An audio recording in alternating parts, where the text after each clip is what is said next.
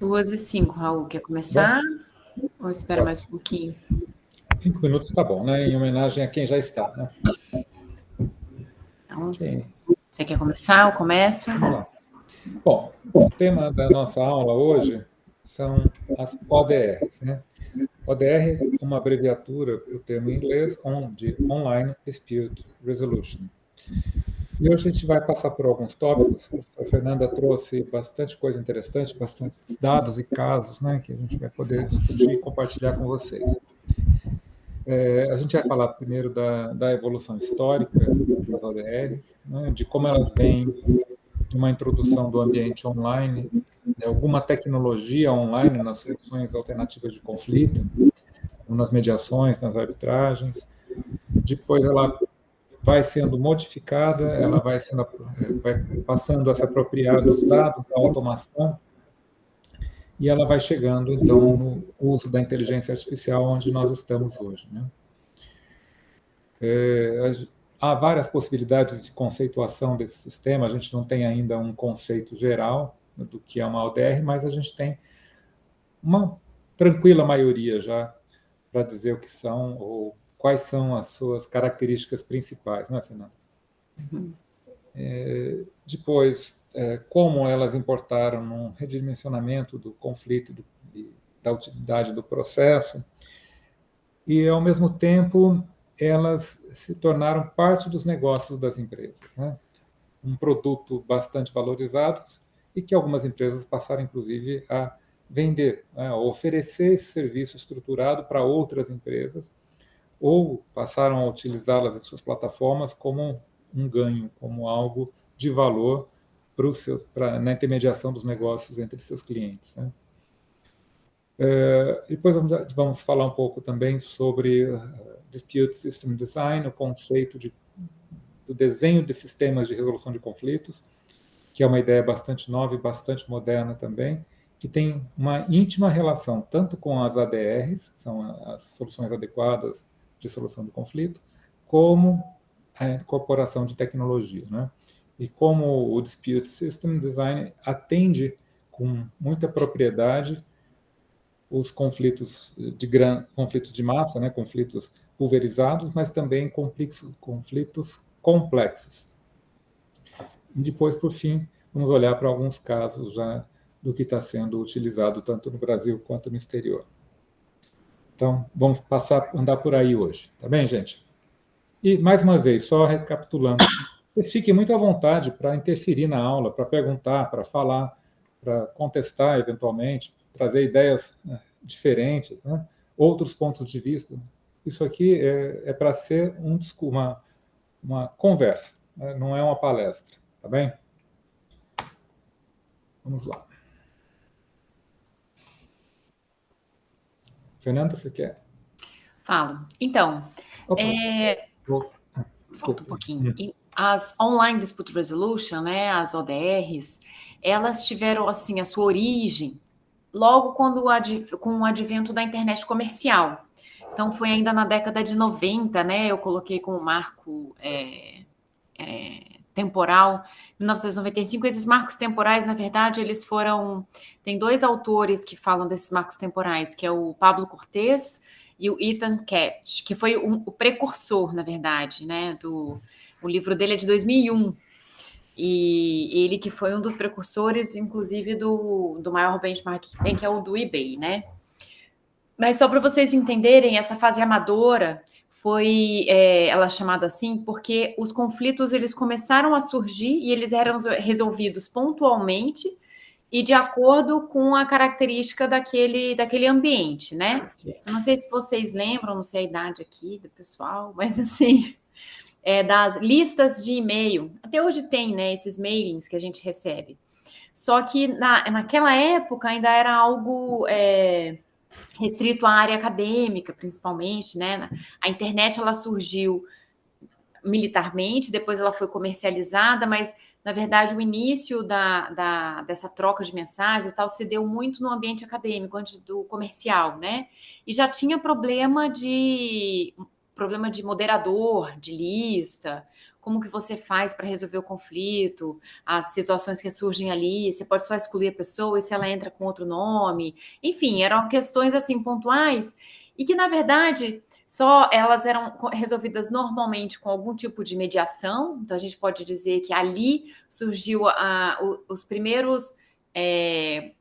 as primeiras maneiras de uma forma online de se resolver disputas que surgiam num ambiente também virtual, né?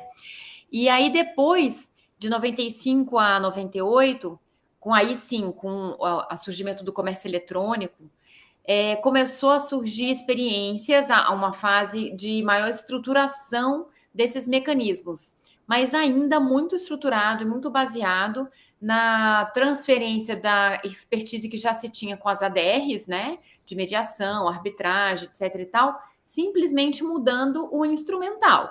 Então, saindo daquele ambiente presencial, físico, né, para o ambiente virtual, sem grandes disrupções.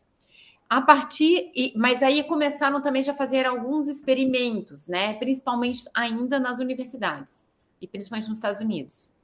A fase empreendedora foi a partir de 98, e aí sim, a gente já começa a falar do eBay, de algo que já tem uma tecnologia um pouquinho mais avançada, já tem volume, e ela surge com o crescimento exponencial, né, das relações que aconteciam comercialmente na internet. Não só relações comerciais, né? Mas assim, a gente começa a falar também de relações sociais, enfim. Aí já tem uma grande diversidade, etc. e tal. E é exatamente nessa fase, que é a principal, que é quando a gente deixa de ter uma tecnologia apenas sendo utilizada como um instrumental e ela passa, que é o que a gente vai falar logo em seguida, a ter um papel. Então, ela realmente, a partir deste período, a fase empreendedora, começam a surgir os verdadeiros sistemas de ODR, com várias funcionalidades, ambientes, procedimentos que não existiam no mundo presencial, no mundo físico, né? Então, deixa de ser aí uma mera transposição daquilo que já existia por um instrumento tecnológico. A partir daí, começam a surgir novas funcionalidades, instrumentos, enfim, que não existiam anteriormente, ambientes, procedimentos, e por aí vai. A partir de 2002 surgem os primeiros experimentos, não, as primeiras ODRs, vamos dizer assim, institucionais. Então, a partir de 2002 já tem alguns tribunais na Inglaterra que fazem, que passam para o mundo virtual, a resolução do conflito, começam a surgir ainda mais ou menos nessa fase aí, entre 2002 e 2012, surgem as regulamentações que a gente comentou, começa a ter, a regulamentação ainda não, mas assim, começa a ter uma preocupação na União Europeia com a resolução de conflito online. Então, é uma fase da institucionalização desses mecanismos que surgiu, como o Raul falou, né, da iniciativa privada. E a partir de 2012, aí sim, já passa... desculpa, os tribunais, o da Inglaterra foi em 2012, que é a parte que aí o que chamo, né, a fase jurisdicional. E eu diria que a fase jurisdicional, de verdade, foi a partir de 2020, quando o Covid empurrou todos os tribunais para o mundo virtual, ou sim, né? Então, a partir daí, realmente, todos os países, no mundo inteiro, começou a se desenvolver uma preocupação de como fazer um sistema de justiça formal virtual, com base nas experiências e no que deu certo e aprendendo também com os erros daquilo que deu errado, que começou com, principalmente, as plataformas de comércio eletrônico, né? Pode passar, Raul? Deixa eu só falar uma outra coisinha antes de passar, Fê. Nessa fase também, a gente começa a enxergar da forma como nasceram as ODRs, né? E, inclusive o caso do Modria, que depois acabou virando um negócio, ele nasce num laboratório universitário em Stanford, se não me engano, não é, Fernanda? Ixi, não lembro qual era a universidade. Bom, uma das grandes universidades norte-americanas, né?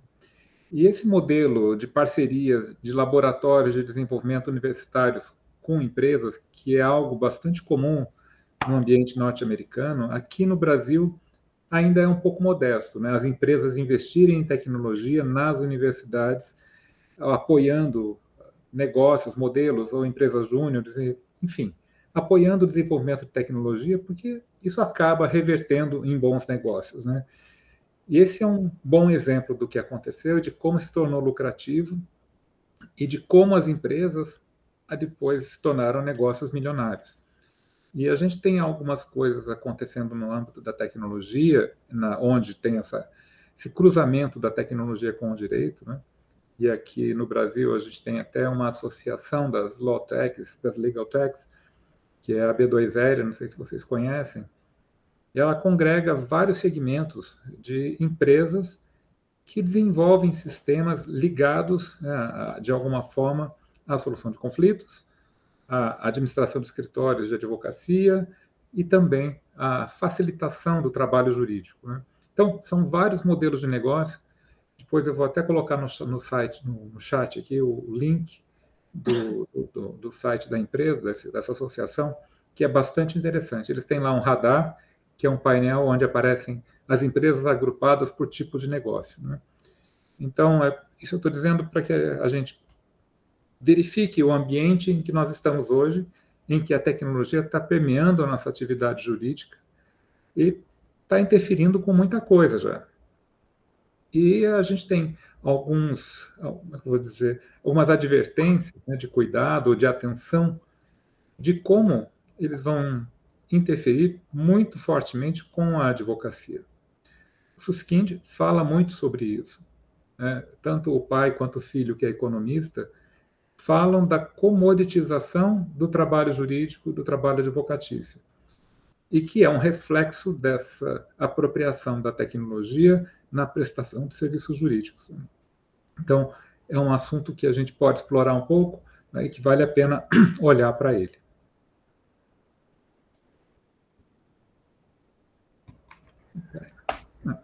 Doutor Raul, o senhor se referiu a Susskind? Isso. Richard Susskind e o filho dele. Tá. Eles escreveram, o Richard escreveu sozinho 2 livros e depois escreveu com um filho um outro, que é aquele que a professora Fernanda já falou na aula passada, que é sobre as profissões, né? Na verdade, é uma família de escritores, porque o pai é professor em Oxford e ensina direito. Um outro filho é economista e ensina economia. E o terceiro filho, eu não tenho bem certeza, não é do direito, mas também é de uma área próxima, né? O livro mais recente foi lançado, acho que em 2020. Acho que foi Cortes Online, né? Que é exatamente sobre as cortes online, exatamente. Bom, então, aí como eu estava falando, como o Raul, na verdade, já falou já no comecinho, não existe um consenso do conceito do que é ODR, né? E, na verdade, esse conceito ele foi sendo alterado ao longo dos anos com a própria evolução da ODR, né? Então, no começo, qualquer tipo de resolução de conflito que fosse online era considerado ODR. Então, na verdade, era apenas a transposição daquilo que já se fazia no mundo presencial para o mundo virtual, né? Só que hoje em dia, como a gente sabe, já existem várias outras ferramentas, outras questões que envolvem, como eu falei, a gente já sabe, né? Tem até tribunais e tal, e que é difícil você colocar numa caixinha só, ou seja, num conceito único, tantas realidades e com objetos diferentes, com funções diferentes. O que tem de consenso, na verdade, é o seguinte, que a ODR, ela necessariamente utiliza tecnologia da informação e comunicação, que a gente trabalhou na aula passada, né, as TICs, normalmente para processar um grande volume de dados. Esse é um grande diferencial do ODR para simplesmente o uso instrumental da tecnologia, né? A tecnologia, ela tem que ter um papel próprio. Então, ela tem que ser essa ideia de tecnologia como quarta parte, é exatamente desse livro do Ethan Cash que eu estou falando, que é das ODRs, é um livro de 2001 ainda. Então, ele fala que tem as partes, né, o terceiro ali, neutro, seja um mediador, o próprio juiz, enfim. E que a tecnologia, ela tem um papel próprio. Então, ela tem um papel social dentro daquela relação da resolução de conflito. Então, mais uma vez, para diferenciar a mera transposição, né, o mero instrumental. E 100% online. Tem gente que fala assim, não, qualquer mecanismo que tenha pelo menos um pedaço dele online já é ODR. Outros não. Na verdade, tem que ser inteiramente online. Se a gente for parar para pensar, qualquer coisa que a gente faça hoje na nossa vida tem algum pedaço que é online. Então, se a gente considerar que tocou o online e virou ODR, seria muito amplo, né? E tem essa grande questão, se as ODRs devem ser consideradas apenas aquelas ODRs que são alternativas ao Poder Judiciário, né, aos tribunais, ou se os próprios tribunais virtuais, digitais, que existem hoje em dia, também podem ser consideradas ODRs. Isso não tem consenso nenhum. Mas o que a gente pode colocar é que, na verdade, o que importa é a gente entender que existe algo disruptivo que aconteceu, começou no mercado privado, trouxe para cá, e como a gente vai ver daqui a pouquinho, ela traz uma série de alterações na maneira com que se resolve os conflitos, como se encara o próprio conflito, as partes envolvidas e as maneiras de você resolver ou não o conflito. Você pode também prevenir os conflitos, a gente vai falar isso daqui a pouquinho. Tem alguma coisa do conceito que você quer complementar, Raul? Quero só dar uma passada quando você fala dos tribunais. A gente também precisa tomar, de novo, atenção com a tradução das coisas, né? Porque quando a gente traduz corte e tribunal do inglês para o português, ou de outros idiomas, nem sempre a gente está falando da mesma coisa. Há países em que a estrutura de um tribunal pode ser muito diferente da estrutura do que a gente conhece aqui como um fórum e como um tribunal propriamente dito, né?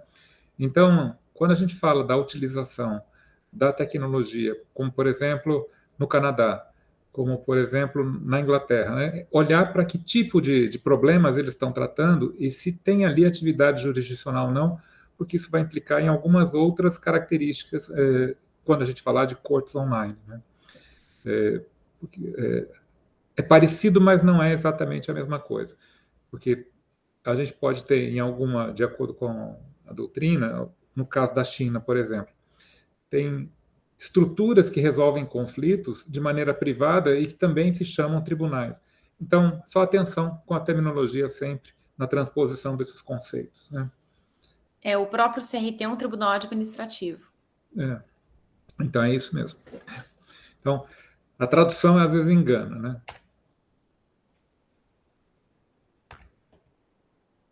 Muito bem. E como que a gente pode pensar nas ODRs, assim, qual é o grande impacto, né, que elas trazem na resolução nos mecanismos de resolução de conflito, principalmente nos conflitos de massa, né?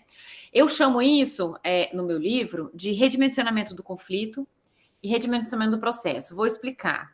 A professora Rabinovich Eine, ela tem um livrinho também, Justiça Digital, e tem uns textos sobre, acho que a gente até colocou na bibliografia, sobre as ODRs, e que ela traz que existem 3 grandes mudanças de ampliação do acesso à justiça pela tecnologia, ou seja, como a tecnologia pode impactar o acesso à justiça, né?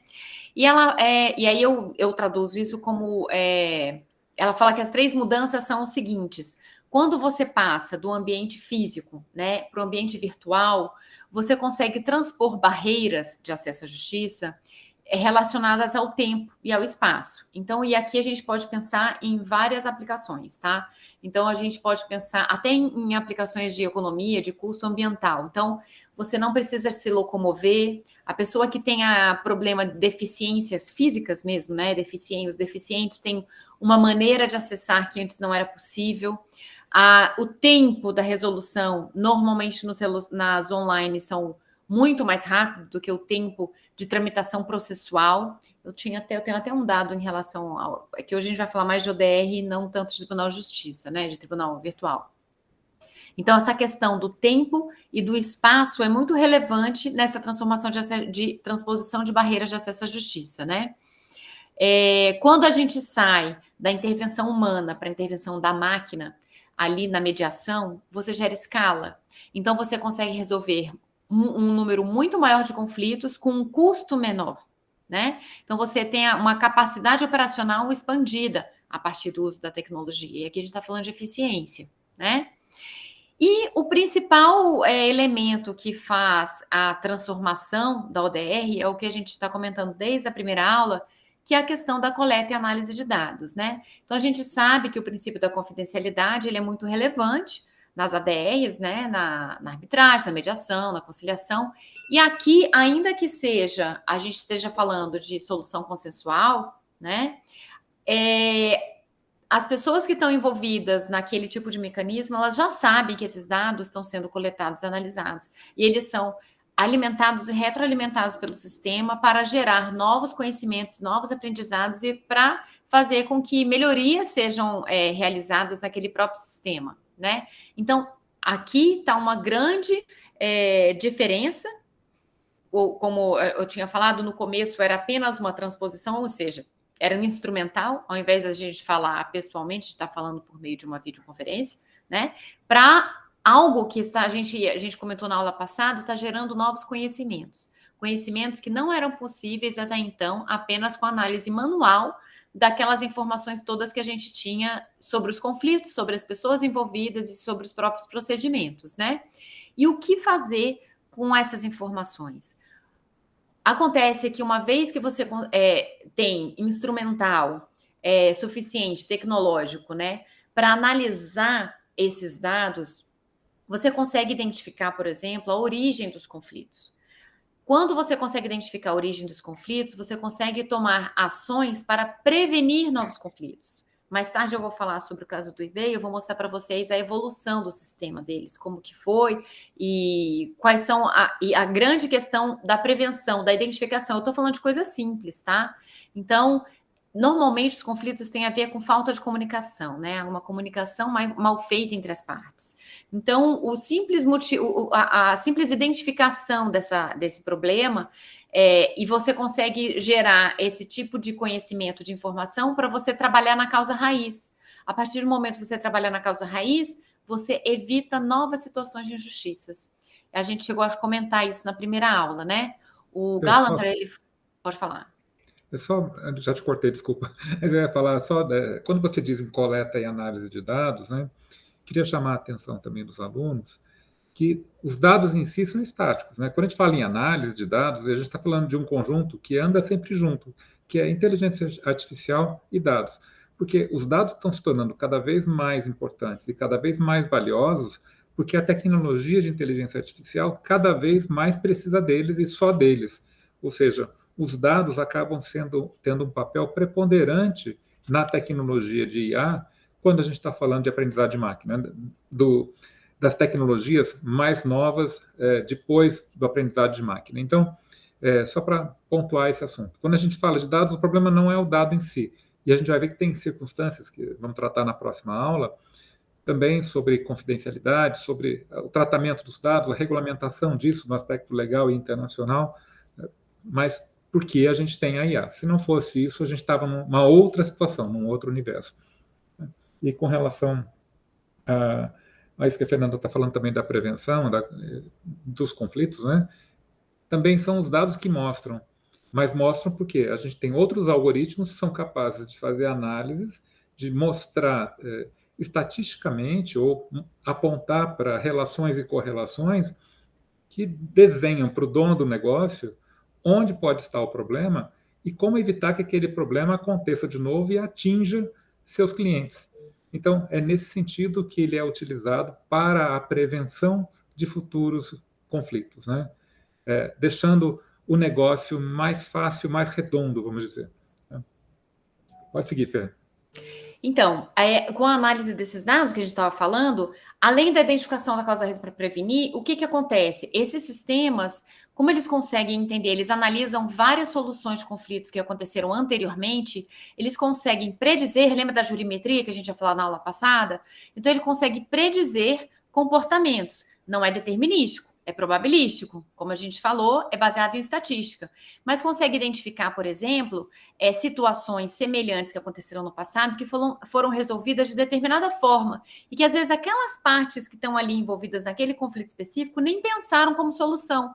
Então, a partir da análise do padrão de comportamento de pessoas envolvidas com aquele perfil, aquele tipo de conflito no passado, ele consegue aumentar aquela zona de acordo. Então, fazendo propostas que às vezes nem as partes tinham imaginado e que solucionam e que atendem à necessidade ali dos interesses envolvidos, né? Então, o que ele consegue fazer? Conter a escalada do conflito. Quem trabalha muito com a questão de mediação, conciliação, entende o que eu estou falando. Deixa eu só explicar rapidamente. Quando você tem um conflito de interesse, não necessariamente você tem... eles falam até, no meu livro eu trago o Bruno Takahashi, ele traz uma definição que eu achei interessante, que não é necessariamente um conflito de interesse, às vezes é um conflito de movimentos. Então o interesse pode até ser o mesmo, só que acontece que uma pessoa quer de um jeito e outra pessoa quer do outro, né? Então quando você consegue identificar as zonas de comum acordo, né? E você consegue ter essa visão muito mais ampla e muito mais assertiva mesmo, quando você consegue utilizar essa tecnologia, especial a inteligência artificial, nessa análise de grande volume de dados, você tem como conter a escalada do conflito. Você consegue resolver tanto os ânimos, então você reduz inclusive o estresse emocional, né, o custo emocional envolvido no conflito, quanto deixa de ter que ter uma terceira parte ali envolvida ou mesmo escalar para judicial, né? Então, você contém a escalada do conflito. E ainda que você não consiga conter tudo, você consegue resolver a resolução aqui, ela já parte da ideia de resolução por um terceiro, né? Não entre as partes, não é autocomposição, é heterocomposição, mas de uma maneira também muito mais eficiente e eficaz. Por quê? Porque toda a informação já foi tratada. Então, ao invés de você ter uma ampla controvérsia, você já afunilou quais são as questões controvertidas ali para a pessoa decidir. Você já conseguiu, inclusive, formatar quais são os documentos, que eu digo, eu estou pensando em processo, né? Mas quais são as informações, as provas, né? O que é de relevante que tem ali, já foi tudo formatado. Então, até a resolução ela é mais eficaz. Ela é mais rápida, ela é mais eficiente, porque você tem muito mais informação do que entrar imediatamente para uma resolução heterocompositiva e a pessoa ter que produzir tudo aquilo ainda, né? Então, essa é a grande... E por que eu falo do redimensionamento do conflito? Porque a gente sempre pensa no conflito como um problema, né? Então, o conflito é um problema que eu preciso resolver. E isso tudo que a gente está falando, o conflito não é mais um problema. O conflito, na verdade, é uma fonte valiosíssima de informação para as organizações, e aqui em sentido amplo, que pode ser resolução de conflito dentro de uma empresa, pode ser resolução de conflito no comércio eletrônico, no judiciário, enfim, para que as organizações consigam não apenas resolver os conflitos, né, mas elas consigam gerenciar melhor os conflitos e agir preventivamente para poder ter uma visão muito mais eficaz de o que está acontecendo e como gerenciar e prevenir esses conflitos, não apenas resolvê-los, né? Então, é neste sentido que eu falo do redimensionamento do conflito. Quer complementar, Raul? Sim, quero. Muito embora você tenha falado sobre os conflitos de interesses, né? Quero só chamar a atenção também dos alunos que, muito embora seja preponderantemente utilizado para resolver conflitos de interesse e que tenha nascido nesse nicho de conflitos de interesse, porque as ODRs eram muito ligadas à mediação, né, que é uma instituição muito sedimentada já nos Estados Unidos, na Inglaterra e Canadá, de onde a gente está trabalhando esses conceitos de ODR, mas tem uma questão importante, que é na solução de conflitos, na prevenção de conflitos jurídicos, porque quando a gente está falando em dados, a gente está falando em documentos decorrentes da solução de problemas anteriores, os algoritmos também são capazes de perceber nesses dados, ou de categorizar, ou de ranquear situações que não são só de interesse, mas também são jurídicos, né? E a utilização de algoritmos com esses dados é capaz de dar para a empresa uma métrica ou uma janela para olhar problemas jurídicos que eles podem estar tendo de resolver naquele momento, mas que talvez não precisassem, ligados, por exemplo, à propaganda, à privacidade, à logística, que tem repercussões jurídicas. E muitas vezes, especialmente quando a tutela jurídica desses interesses, no Brasil, por exemplo, com relação a dados e consumidor, que é bastante forte, né? e do consumidor em especial, que é muito mais forte do que é no direito americano, as empresas têm muito interesse no que a gente chama de compliance. E a compliance nada mais é do que se colocar ao lado da lei, organizar o seu negócio para não ter problemas. E os dados aplicados, a inteligência artificial aplicada nos dados, né, do histórico de coisas que a empresa vem fazendo, de como vem resolvendo os seus problemas, que tipo de problemas vem tendo, gera insights para os empresários, né, para os advogados, de como organizar a sua estrutura jurídica, às vezes seu contrato, às vezes a forma de lidar com os dados, as condições gerais, né, dos contratos por adesão, a forma como os negócios são entabulados, colocando-os já numa conformidade com a legislação. Então, representa também um ganho de organização e compliance a utilização dos dados nessa fase aí da investigação dos conflitos que existem na empresa. É isso. Isso. E o redimensionamento do processo? A gente vai ver na última aula que isso também acontece dentro dos tribunais, mas surgiu do comércio eletrônico, desses sistemas de ODR que foram acontecendo ainda no âmbito privado, né? Então, qual que é a grande diferença? São as duas primeiras etapas. Isso daqui, esse desenho que eu fiz aí, ele é de um sistema completo de ODR. Nem todas as ODRs elas vão ter todas essas fases. Na verdade, a grande sacada das ODRs com esse conhecimento que é gerado é exatamente você conseguir fazer modulação e adequação de acordo com a pessoa envolvida, ou seja, as partes envolvidas e o interesse envolvido. Então, você consegue adequar o seu sistema de ODR de acordo com o seu público, vamos dizer assim. Um sistema completo, ele teria essas etapas, né? A primeira, que é a mais disruptiva, é de diagnóstico. Então, a partir do momento que você acessa a plataforma de ODR, você começa a imputar os dados ali, então, quem é você, qual é o seu problema, qual é o objetivo que você quer, etc e tal, o sistema volta para você informações sobre os seus direitos e deveres, vamos dizer assim, né? Então, sei lá, um problema de entrega de produto no eBay. Então, quando você fala, eu estou com esse problema, e aí ele começa a trazer para você as informações sobre, foi com qual fornecedor? Olha, você viu que lá no contrato tem essa cláusula e tal. Então, ele começa a te dar informação para você, saber se você realmente tem direito para você poder prosseguir, né? Direito que eu digo assim, que você está dentro de uma relação que você realmente vai dar prosseguimento, né, à resolução, ou se na verdade foi uma informação que você achava que era de uma maneira e é de outra. E essa fase de diagnóstico é o que o Richard Susskind, que a gente estava falando, ela é muito importante, essa questão de você gerar informações para as pessoas que está relacionada à prevenção, a promoção o que ele chama de saúde legal, ou seja, igual vacina. Então, você dá a vacina para você não ter a doença. Então, ele fala, independentemente de um conflito que vai surgir, você começa a ter informações sobre direitos e deveres que te empoderam para poder você exercitar benefícios que a lei ou o contrato, ou enfim, te dão e que você às vezes nem sabia que existia. Então, essa questão da informação é muito relevante. E com a tecnologia, mais uma vez, falando ali no ambiente virtual, né, redimensionamento do conflito, a etapa anterior que a gente estava falando, você tem uma infinidade de maneiras de se comunicar quando a gente está falando de tecnologia. Então, você pode literalmente desenhar a questão para as pessoas, né? Então, você pode simplificar o que a gente fala, uso de linguagem simples, visual law, a gente vai falar um pouquinho mais na frente. Então, essa fase de diagnóstico e a maneira com que você fornece informação para as pessoas é disruptivo. E a segunda etapa é a de negociação. E nessa fase também, só complementando, é a fase de coleta também de dados, né? Quando a pessoa imputa os dados ali, já traçando o próprio perfil, né?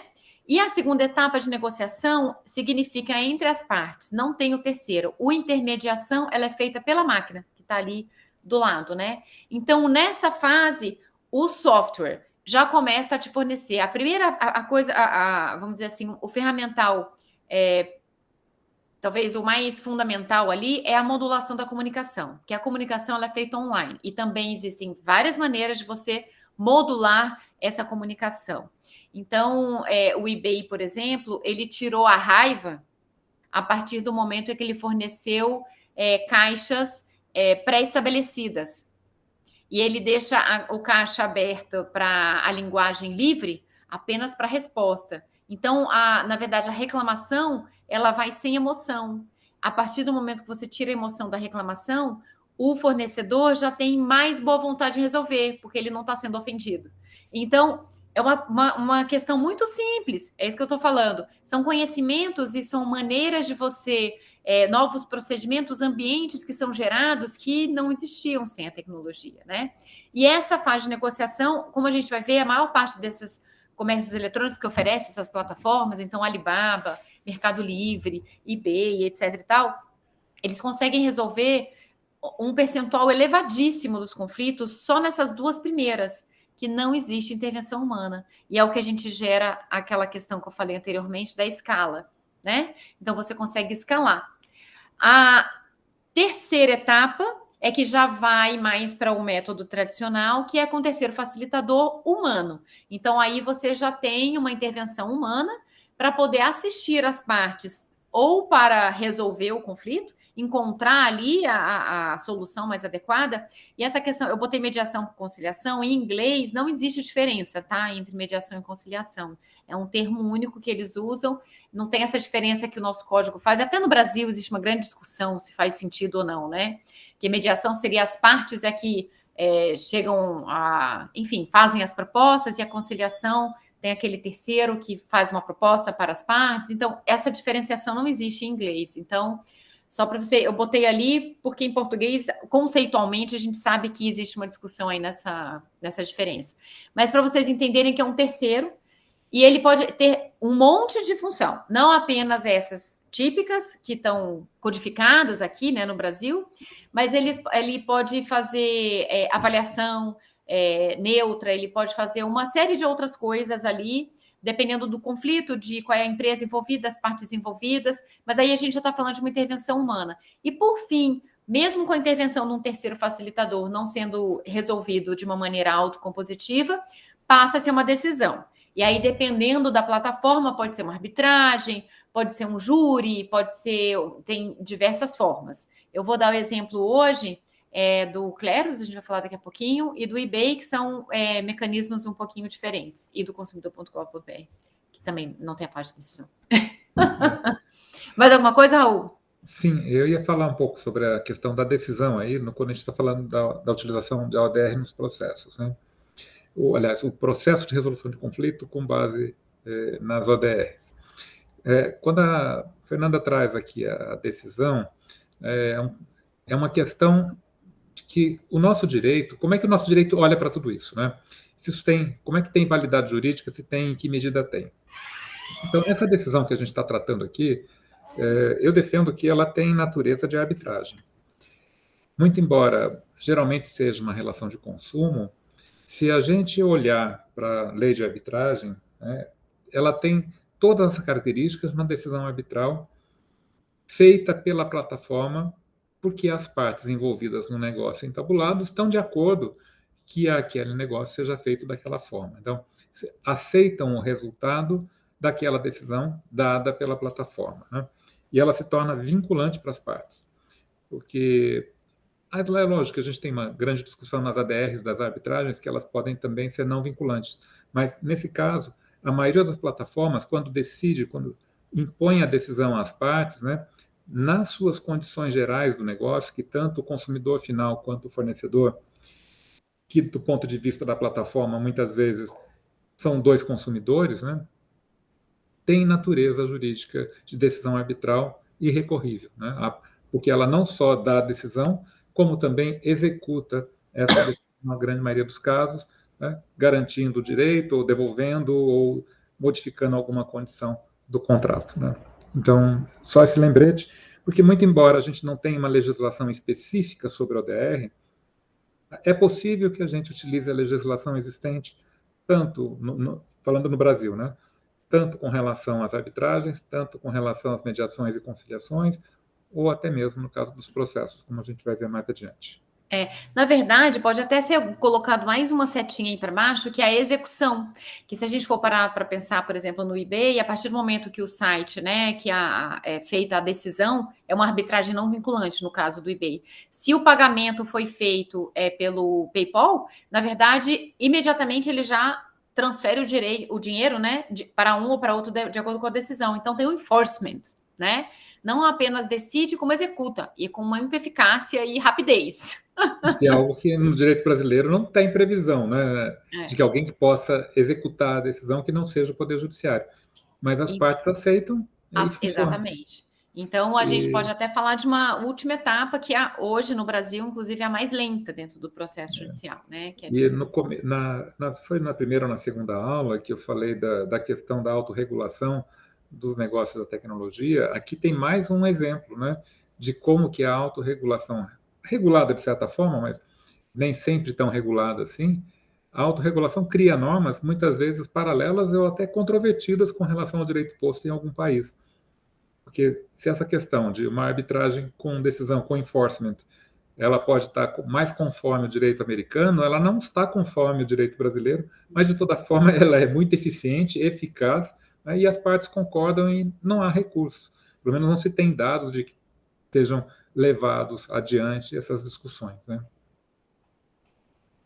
Acho que pode passar. Então, e como que seria o desenho de um sistema de ODR, né? Tem 3 pilares na hora que você vai pensar na formulação de uma plataforma de resolução online de conflito, que é a confiança, a expertise e a conveniência. Aqui eu estou falando de ODRs paralelas ao Poder Judiciário, tá? E aqui significa que esse triângulo, na verdade, ele não precisa ter os lados equiláteros. Então, uma questão de consumo, que normalmente são de baixo valor, são mais padronizadas, etc e tal. Talvez a conveniência, o lado da conveniência, ele tem que ser maior do que o da expertise, né? Do valor agregado. Mas, se eu for resolver uma questão de criptomoeda, talvez a expertise seja mais relevante, né?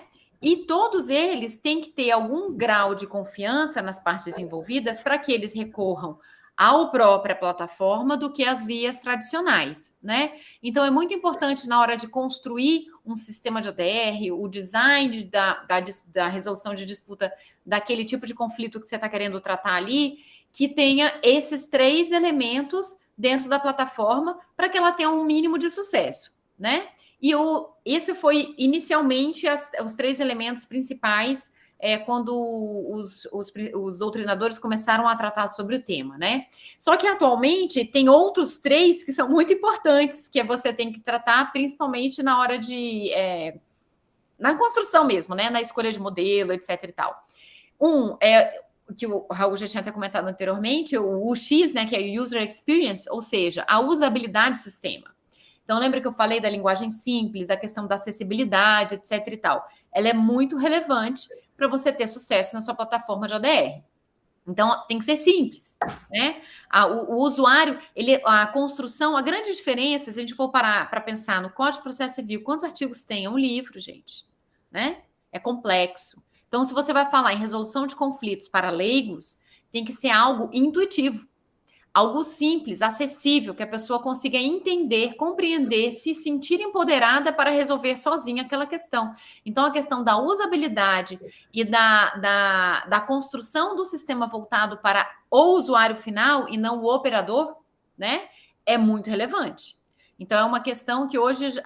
E aí é engraçado que você começa a ver toda uma questão de psicologia comportamental, econometria, de marketing, etc. e tal, e isso é interessante, a partir do momento que você começa a utilizar a tecnologia no desenvolvimento dessas plataformas, e a gente tem que levar isso também na próxima aula para a questão da construção dos tribunais, a questão da multidisciplinariedade das pessoas envolvidas. Então, a gente pensa que hoje a resolução de conflitos ela não faz mais só com operadores ligados ao direito, etc. e tal. Envolve uma série de outros profissionais, e isso é disruptivo também, né? E isso deve ser levado como uma forma de construção democrática da solução dos conflitos. Então, o contraditório, ele passa a estar aqui também, na construção da própria plataforma, não só na na construção da fundamentação, vamos dizer assim, da solução final, né? Não só entre as partes, mas na própria construção da plataforma. O nudge, não sei se você sabe o que é, o e-nudge, né? Na verdade, o eletrônico, é alguma maneira, eu nem sei como é que seria a palavra mais adequada, mas é algo como o fomento, tá? Então, é algo, por exemplo, vou dar um exemplo bem simples. Quando você vai comprar uma carteira de cigarro, tem lá a pessoa morrendo de câncer de pulmão estampada. Cigarro faz mal à saúde. Isso é um típico nudge de política pública. A pessoa mantém a liberdade da escolha, mas a política pública está ali estampada, fomentando uma atitude positiva, no caso, para você não fumar, né? De saúde pública. Então, a pessoa ainda contém a liberdade, ela pode decidir se ela quer ou não fumar, mas a política pública está ali fomentando, sendo fomentada de uma determinada forma. Quando a gente fala em plataforma eletrônica, isso é muito relevante. E aí o pessoal do marketing pode falar muito bem sobre isso. Até a ordem com que você coloca ali Lembra que eu falei para vocês que às vezes tem soluções que nem foram pensadas pelas partes, mas que o software vai te oferecer. A ordem que você coloca já influencia de alguma maneira a decisão que a pessoa vai tomar. Ela ainda é livre para tomar, mas vai ter algum tipo de influência pela maneira com que a informação é apresentada. Então, esses nudges, eles são importantes para fomentar uma política pública de solução de conflito. Mas a gente tem que tomar muito cuidado com os chamados sludges, que é a manipulação para que as pessoas tomem determinadas decisões e que vai contra até vai contra o próprio benefício, tá? O próprio interesse. Aí eu vou dar um exemplo, que inclusive nas regulamentações europeias que a gente falou ontem, até na GDPR, que é a Lei Geral de Proteção de Dados Europeia, ela fala especificamente, quando está falando de tratamento automatizado, né, decisão automatizada, fala da questão dos grupos minoritários, etc. e tal. E uma das questões que chama muita atenção é a do superendividamento. Então, sabe aqueles, quando você está... O mapeamento das pessoas que gostam de pegar crédito e que estão super endividadas e que continuam recebendo oferta de crédito, né? Então, tipo assim, eles lidam na Europa isso como situações, grupos vulneráveis. E como que você usa a tecnologia para alcançar essas pessoas de uma maneira negativa? Ela vai ser influenciada para fazer algo contra o próprio interesse, né? Então, assim, tem que tomar cuidado com... Os nudges não são uma coisa ruim. Os sludges são coisas ruins. Aí a gente está falando de manipulação eletrônica. E aí tá cheio de séries de Netflix, etc. e tal, para mostrar para vocês a questão das manipulações, né? E os vieses, né? O bias. Então, os vieses são algo que, no começo do surgimento das ODRs, etc. e tal, não era algo que chamava tanta atenção, mas já houve tantos casos de uso de inteligência artificial que ou o training set, ou o database, ou enfim, acabou deturpando as respostas de alguma maneira, que a questão dos vieses hoje, ela tem que estar desde... o by... Como é que chama? Eu não queria falar em inglês. Desde o desenho, né? By design. Você tem que, desde o começo, você já tem que pensar em todas essas questões que a gente está falando. Então, by design, desde a projeção de como será essa plataforma, tem que pensar na experiência do usuário, ser centrado e lembrar de todos aqueles princípios éticos que a gente falou do uso da inteligência artificial, né? Então, centrado no humano, ele não pode ser manipulador, não pode ser discriminatório, etc. Desde a concepção. Obrigada, Julie. Então, mais alguma coisa, Raul, sobre isso? Veja, tem sim, veja que tem espaço para regulação, né? Vejam que tem espaço para legislação, porque hoje, tomando o Brasil, por exemplo, a nossa legislação trata, vamos dizer, insuficientemente, mas trata dos dados, mas não trata da construção dos sistemas de IA. E olha só nesse slide quanta coisa importante a gente tem. Quando a gente fala no papel do usuário para o design do sistema, de como a comunicação deve ser efetiva para que o usuário tome decisões informadas, porque tomar decisões informadas é algo que está na base da prevenção de conflitos, na base da processualização, enfim, na base da agravação do problema, né? Quando a gente fala em comunicação adequada, utilização de linguagem adequada, como o Visual Law, por exemplo, né? A gente está falando de uma sociedade que a cada dia está menos afeita à linguagem escrita como a gente conhece, né? Mais acostumada, ou mais utiliza muito mais a presença de diagramas, desenhos, vídeos e imagens do que textos, especialmente textos complexos. Então, a comunicação precisa ser efetiva desde logo, né? E quando o projetista vai tomar as decisões de como vai ser a arquitetura desse sistema, todos esses valores têm que orientar o projeto. A questão dos nudges, das influências, dos empurrõezinhos, né? Que os nudges são estímulos cognitivos que, de alguma forma, precisam ser regulados, né?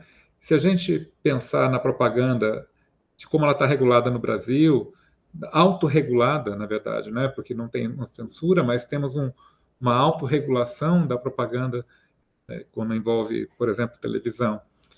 E a gente está falando de algo muito mais próximo, porque aqui, esse empurrãozinho, seja ele para o bem do usuário, uma forma de resolver mais efetivamente, mais rapidamente o problema, ou enviesado, ou propositalmente desvirtuado para atender interesse econômico da empresa, do fornecedor, então se torna um problema. E a gente está falando normalmente aqui de sistemas que se colocam na relação de consumo. E a gente tem que lembrar que no Brasil o sistema de proteção e defesa do consumidor é um sistema muito desenvolvido, com uma legislação muito robusta, e está previsto na Constituição. E o nosso CDC, apesar de já velhinho, ele é modelo para muitos países ainda. Ele é indicado, ele é festejado como sendo uma lei muito progressista. É claro que ele precisa de algumas revisões, porque a forma das relações de consumo mudou com a tecnologia, com o advento da tecnologia.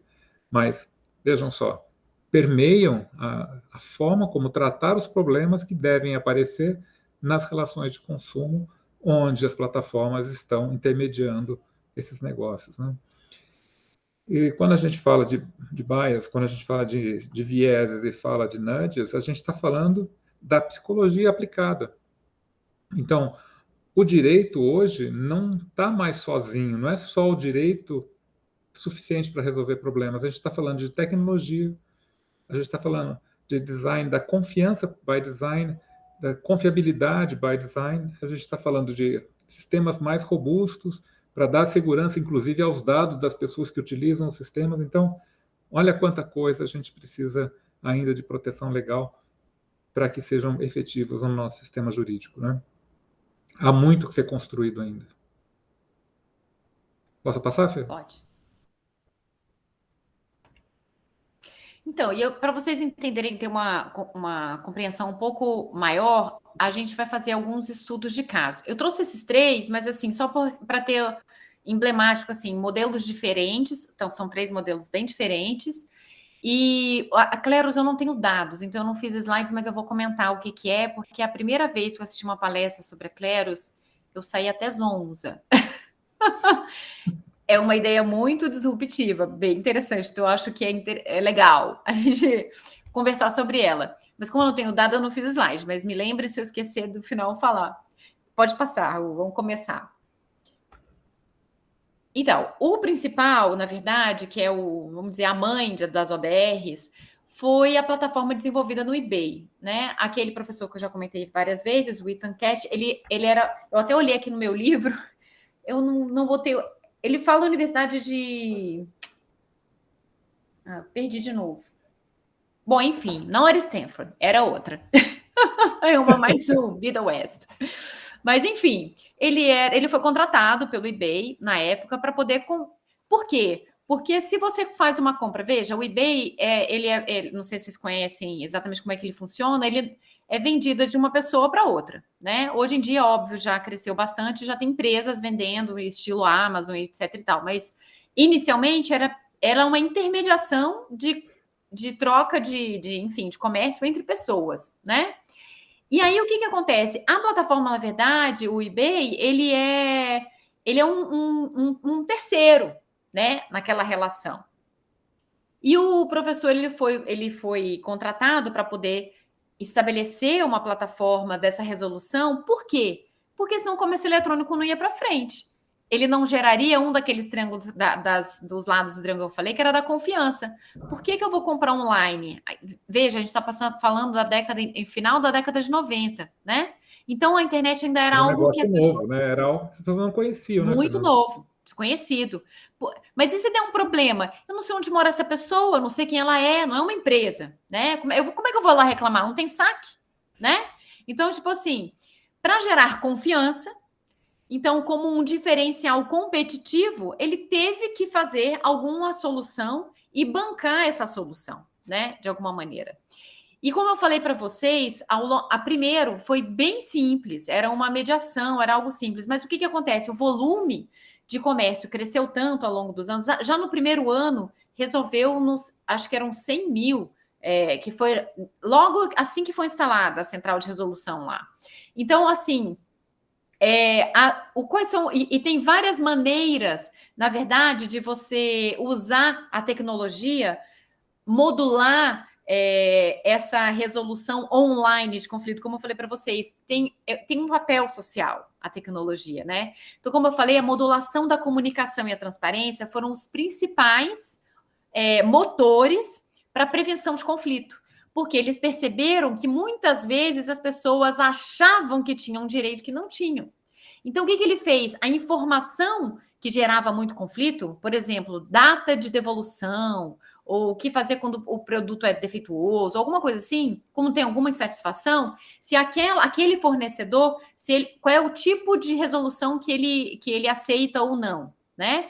Essa informação, que antes era meio escondida, ela passou a brilhar na cara da pessoa quando ela ainda ia comprar. Então, a pessoa já estava informada. Então, ela lembrava, quando deu o problema, qual que era a maneira de resolver. Então, a questão da transparência, das informações, dos termos ali, foi algo muito relevante para prevenir novos conflitos. A modulação, que eu já comentei com você, então, antes a reclamação era um campo aberto. Aí a pessoa chegava lá descascando, né? Não foi isso vocês me enganaram, não foi isso que eu comprei, não era assim, o tamanho, a cor, não sei o que. E aí, quando o fornecedor recebia aquilo, ele já ficava bravo. Ah, mas veja bem e tal. Quando passou a modular a comunicação por meio de formulário, né? Perguntas e respostas, um monte de problema também foi resolvido. Tipo assim, as soluções aumentaram porque você aumenta a zona de acordo quando você modula a comunicação. A política de devolução de dinheiro é de cashback, né? Então, como eu falei, muitas vezes a plataforma bancou a própria o problema que estava ali sendo resolvido, né? Por quê? E aí tem um estudo muito interessante que o Colin Rule, que foi quem, na verdade, passou a comandar mesmo, né, a plataforma do eBay, depois que o Ethan Cash saiu, ele fala o seguinte: foi feito um estudo e que sobre o comportamento das pessoas que se envolviam na plataforma de resolução de conflitos. E eles perceberam que, na verdade, eles ganhavam mais dinheiro quando as pessoas resolviam o conflito. Ou seja, quando tinha conflito, era melhor para a empresa. Explico. A pessoa que teve um problema ali na hora de comprar alguma coisa, usou o central de resolução de conflito e recebeu a resposta. Agora eu não vou me lembrar exatamente o período, mas se eu não me engano é até 3 semanas. Ela voltava a comprar, olha só, são outras métricas. Ela voltava a ser usuário e comprar na plataforma um percentual maior do que aquelas pessoas que não se envolveram em nenhum conflito anteriormente e começou a comprar produtos mais caros, porque ela teve a segurança de que, se der problema, eu sei que vai ser resolvido. E vai ser resolvido em pouco tempo. Então, para eles, era um diferencial competitivo. Na verdade, que você ganharia fidelidade do consumidor. Então, veja, a política de devolução de dinheiro, a questão da resolução rápida, da entrega de um valor ali extra, né, além da plataforma. Ademais, a questão da publicização, os fóruns e os rankings, né? Então, tem questão de ranking de aqueles reviews, né? E você dá estrelinha para o consumidor, dá estrelinha para o fornecedor, etc. e tal. São formas de utilizar a tecnologia, a transparência, etc., a publicidade, para também evitar conflitos, porque você já sabe se aquela pessoa está bem ranqueada, se ela não está, você se arrisca menos ou se arrisca mais, dependendo do valor e tal, você tem mais informação, né? E a questão da revisão neutra das avaliações. Por quê? Porque também teve problema com essa questão dos rankings, de uma pessoa ranquear, enfim, querer acabar com a reputação alheia, né? Sem ter razão. E aí eles perceberam ao longo dos anos, como vocês veem, eles foram, a partir da experiência e da análise dos dados que foram surgindo, eles foram aperfeiçoando o sistema. Eles perceberam a necessidade de uma revisão neutra de avaliações. Alguém do site a revisar se o fornecedor ou o consumidor recebesse uma má avaliação e achasse injusta e avaliar aquela situação para revisar aquela avaliação que foi feita. Então, tem uma série de medidas que foram tomadas ao longo dos anos para tornar a plataforma muito mais competitiva, atraente e eficiente, né? Pode passar para o próximo, Raul? Que eu vou falar só um pouquinho sobre os resultados. Então, na verdade, o centro de resolução, aquilo tudo que eu falei anteriormente não é dentro do centro de resolução, é dentro da plataforma. Aí, o Resolution Center, lá, o centro de resolução, ele é a plataforma de resolução, né? E ele tem, na verdade, como eu já tinha comentado anteriormente, um procedimento completo, né? Tá faltando aí a execução. Faltou, da próxima vez eu vou botar a execução. Então, tem a etapa de negociação, tem a etapa de mediação, a de avaliação por um terceiro neutro, e tem uma arbitragem não vinculante, e tem a própria execução, dependendo da maneira com que foi pago, né? E ele resolve 60 milhões de disputa por ano em mais de 16 idiomas. Se a gente for parar para pensar que no Brasil tramitam 75 milhões de processos, o eBay é a maior corte do mundo, né? E esse dado aqui é antigo, tá? Porque não tem, como é uma empresa privada, apesar dela produzir muito dado, ela produz para ela mesma. Os dados que chegam até nós são esses, né? E 90% dessas 60 milhões de disputas resolvidas por ano são sem intervenção humana.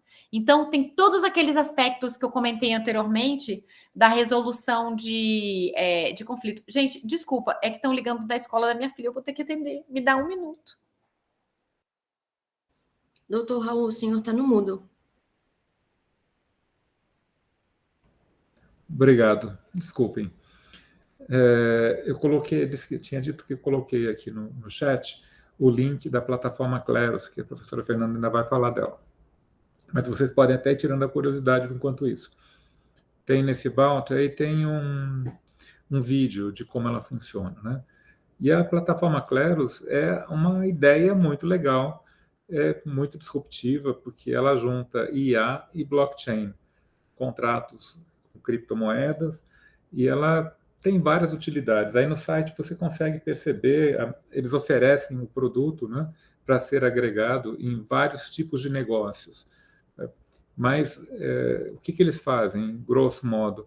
Eles têm um conjunto de jurados, esses jurados são recrutados, são remunerados, né? Aliás, esse modelo é utilizado por algumas plataformas na China também. Os jurados são recrutados com base numa remuneração para decidir conforme os interesses. Mas não é só nos interesses, é baseado também na teoria dos jogos, porque a proposta para os júris, para esses jurados que são contratados para resolver os problemas, é de que eles têm que resolver por unanimidade.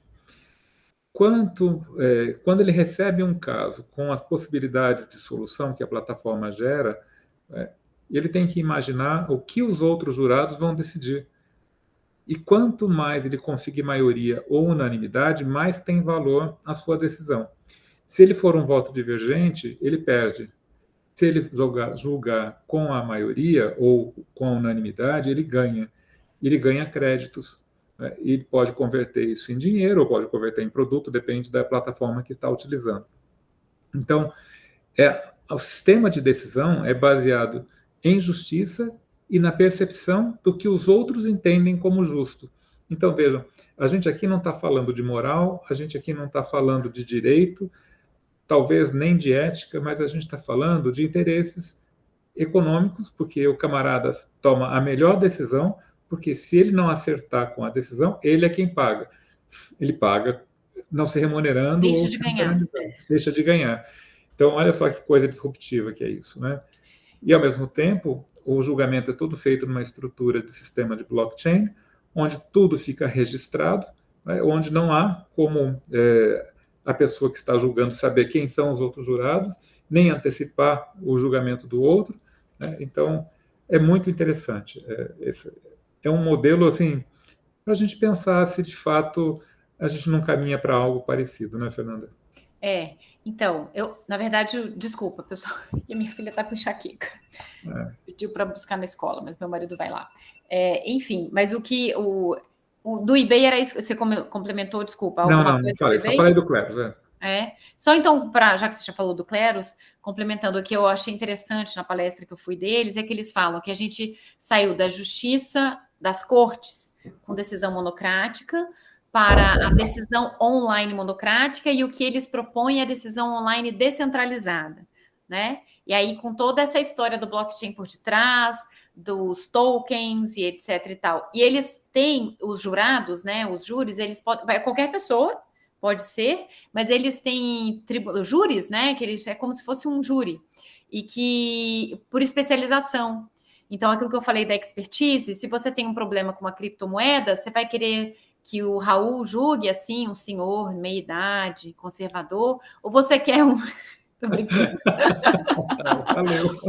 Um juiz assim, que vocês querem que julgue o seu caso, ou você quer um cara que especializa em criptomoeda, que entende realmente do babado, né? Então, assim, a expertise talvez seja mais interessante para quem mexe com algo muito disruptivo do que necessariamente a conveniência ou a tradição, enfim. Então, é muito interessante. A Cleros é algo... Eu confesso que eu tenho algumas ressalvas em relação ao sistema remuneratório, porque eu não sei se ela tem como... Porque é uma das questões, inclusive, do eBay, etc e tal, principalmente, agora já indo para as ODRs privadas em geral, é a questão remuneratória, né? Então, quando você tem só o software, beleza, mas se você tem um terceiro ali, quem que paga? Que a justiça a gente sabe que são os tributos, né? Então você tem um juiz neutro, etc e tal. Mas quem está remunerando aquele terceiro ali? E a próprio interesse da empresa que está ali fornecendo em resolver. Então tem inclusive aqui em relação ao eBay, tem um órgão de proteção do consumidor aqui que é estilo Procon. E aí foi feito um levantamento também do grau de satisfação, né, em relação ao eBay. E os fornecedores acham que existe algum tipo de enviesamento pró-consumidor dentro da resolução de conflito do eBay. Mas é uma amostragem muito pequena, não generalizável, mas é bom a gente manter atento. E essa questão da remuneração, ela é muito importante. Naquelas regras éticas lá, que a gente viu da União Europeia, falava sobre isso, né? Então, a questão da confiabilidade da plataforma tem a ver também com a forma com que ela é patrocinada, como é que ela é remunerada, né? Quando a gente falava da plataforma do GR da União Europeia, que na verdade não é uma plataforma, é uma regulação que você tem várias empresas que prestam serviço de mediação online, né? E elas são pagas por quem? Então, aqui no Brasil mesmo, temos várias empresas de mediação online, mas quem que paga? Ou a própria empresa que gera a sua plataforma, quando a gente está falando de um fornecedor e não de uma plataforma intermediária, porque o Mercado Livre é algo parecido com o eBay, mas vamos pensar, não, o Itaú vai agora, ou banco, não vou falar o Itaú, mas qualquer banco, vai ter uma plataforma de ODR para você resolver. Mas o que é exatamente essa plataforma? Né? Qual que é o interesse que está ali envolvido? Será que vai ter tanta transparência, informação, etc e tal? Então, são todas essas questões que desde a concepção da plataforma tem que estar ali muito claras, né? Então, do eBay, Raul, era mais ou menos isso que eu tinha para falar. Você queria complementar com alguma coisa? Do eBay não, acho que eu tenho nada além. Eu vou colocar no chat só aqui o painel lá da B2L que eu mencionei também. Tá. Da Cleros, então, acho que vocês entenderam, né? É algo muito disruptivo mesmo. Toda a questão do sorteio, eles têm toda uma história lá dos tokens, etc e tal, enfim. É bem interessante a proposta, mas tem essa questão da remuneração que eu no meu ponto de vista, ainda não sei, não consigo entender como seria essa questão resolvida. Num dos artigos que eu li sobre a solução de conflito nas plataformas de comércio, né, uma que utilizava Cleros na China, E a remuneração dos jurados era feita na própria plataforma de consumo. Então, quando ele se inscrevia, ele começa com um valor de crédito mínimo, porque ele se inscreveu, e a partir dali, tantos julgamentos que ele fizer, ele vai ganhando tokens, vai ganhando créditos na plataforma para consumir dentro da plataforma. E se ele julgar isoladamente, divergente dos demais, ele é penalizado. Então, tem um conta corrente dele ali com a plataforma, né? Não, então, em relação ao jurado, mas o que eu estou falando é em relação às partes envolvidas, porque tem uma questão, não sei se você viu, mas é que se você não concorda com a decisão, você pode apelar, você tem direito à revisão, só que aí você vai ter que pagar. E aí você pensa, se você tem uma parte fraca, uma parte mais forte, eu posso apelar quando... Não existe limite, você pode apelar quantas vezes você quiser. E aí, se a gente fala em pessoas com poder aquisitivo diferente, aí você começa a ver desigualdades que podem surgir de uma maneira bem acirrada. Mas, enfim. Mas ele pode ser tunado, né, para soluções definitivas também. E vai depender da regulamentação, permitir ou não permitir. Não existe, né, regulamentação. Não, a regulamentação, digo, né, no caso de consumo, né, se for aplicada na plataforma de consumo no país em que ela está sendo utilizada. Então, no Brasil, estipular a arbitragem em relação de consumo, preliminarmente, ela não é válida. Então, isso significa o quê? Que o judiciário pode rever, se caso a pessoa tiver levado prejuízo. Mas não é para isso que a gente cria uma ODR, né? Para levar para o judiciário a rever depois. Não é. É para ser mais eficiente. O sistema tem que se resolver de alguma forma, né? Mas enfim. Eu coloquei aqui no chat tanto o link do Cleros quanto o link do ecossistema das Lawtechs que são afiliadas da B2L, né? Então, chama a atenção de vocês, depois dê uma clicada aí para ver quantas empresas estão utilizando tecnologia da computação e de comunicação para resolver problemas ou para vender negócios no âmbito do direito, né? Esse radar só aumenta, né? Esses grupos aí só aumentam, e são vários núcleos de negócio que a gente tem ali. Esses são só os filiados dessa associação, que talvez seja maior, mas podem haver outras que não são filiadas também, né? Então, passando para a plataforma agora pública, né? Como a gente sabe, os objetivos são diferentes. Eu não sei nem se dá para chamar o consumidor.gov.br de ODR, tá? Porque, como a gente falou, ele, na verdade, ele é um sistema muito simples, ele não usa inteligência artificial, ele coleta muitos dados, e ele foi criado pela Senacom, né, que é a Secretaria Nacional do Consumidor, em 2014, com esses objetivos que estão aí.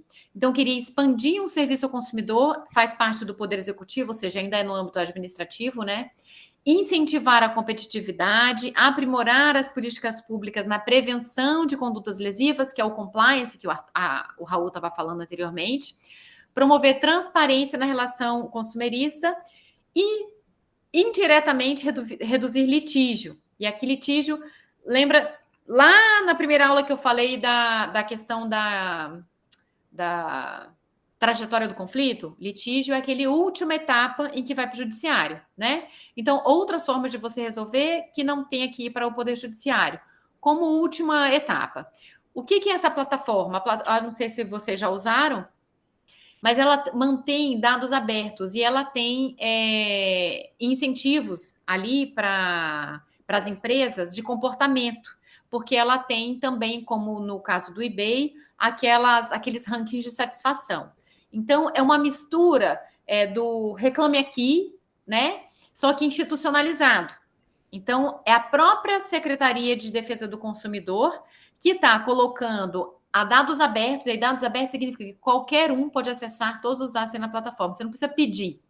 Você vai lá, você consegue baixar, quem tiver interesse, todas as planilhas de todos os conflitos que já tiveram ali, tem as colunas que você faz a planilha, ela tem várias informações. Eu não sei como é que está agora depois da LGPD, confesso para vocês que eu não baixei para saber se tem, porque já não tinha dado pessoal, tá? Essa era anonimizado, mais ou menos, não tinha o nome das pessoas, nada disso, mas tinha o perfil, né? Era possível fazer perfilamento, então, de gênero, de local, geográfico, etc. e tal. Então, já está sendo, então, desde a concepção, a plataforma já foi feita para coletar os dados para serem analisados, né?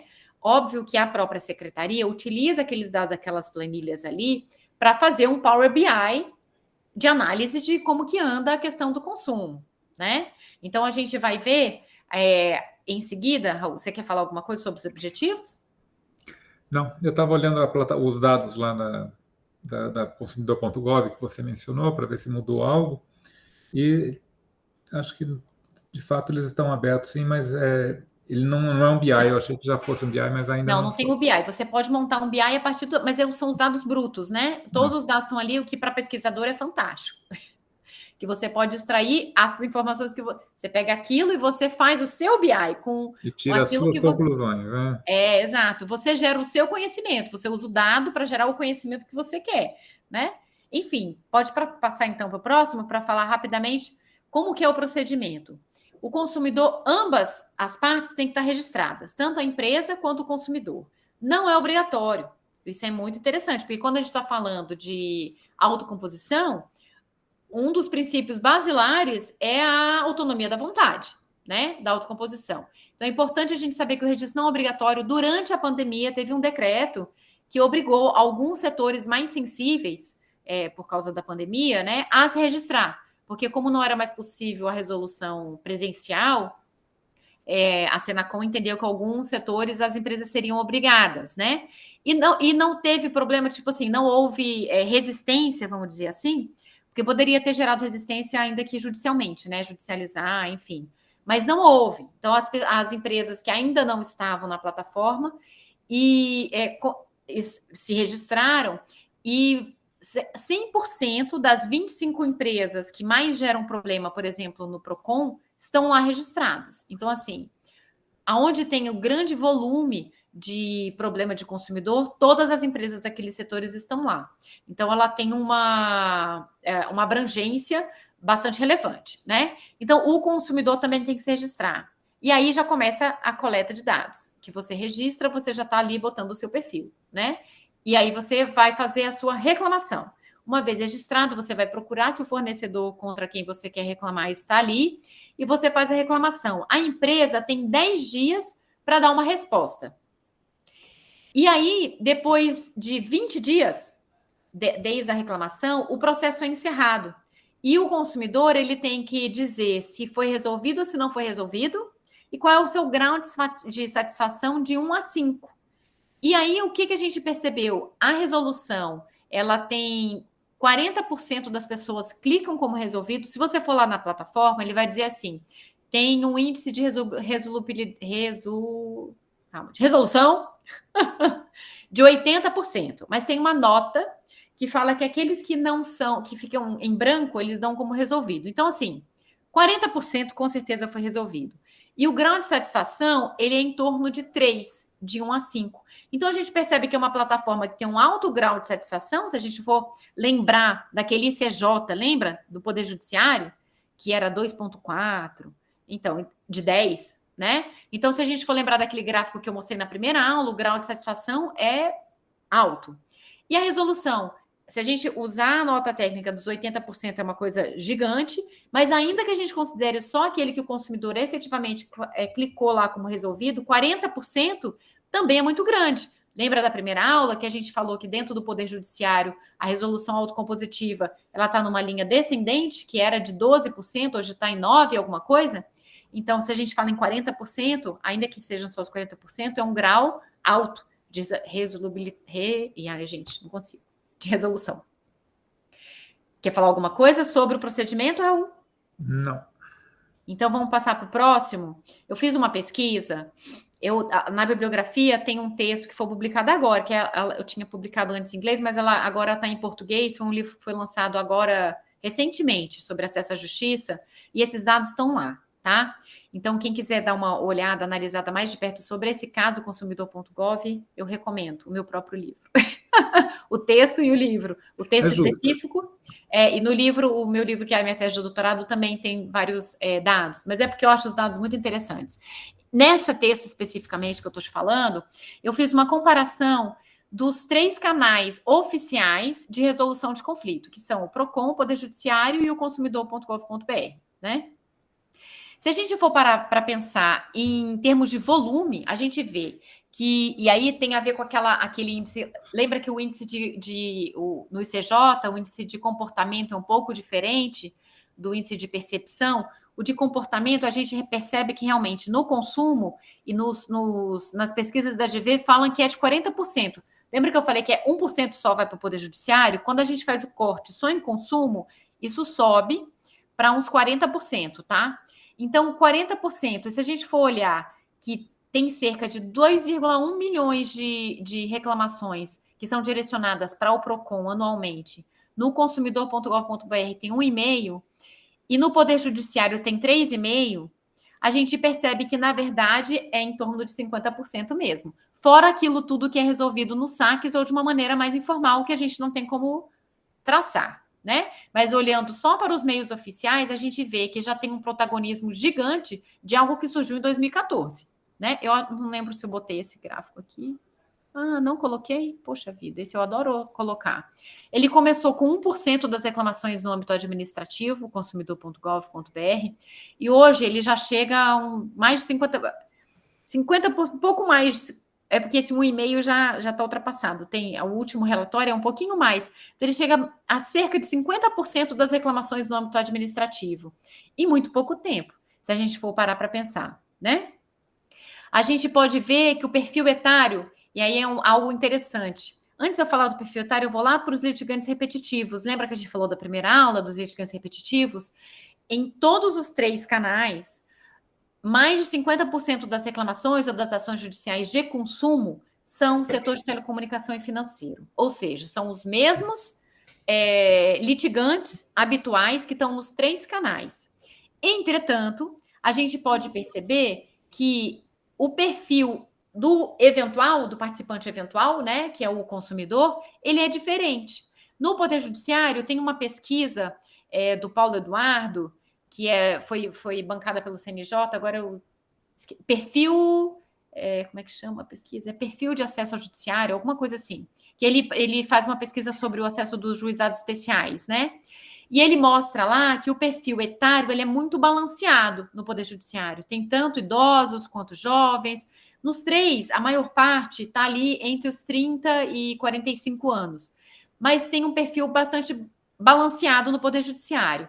Nos relatórios do PROCON, mostra que 25% das reclamações são feitas por pessoas acima de 60 anos e 16% de pessoas muito jovens, abaixo de 30 anos. Isso mudou um pouquinho depois da pandemia, tá?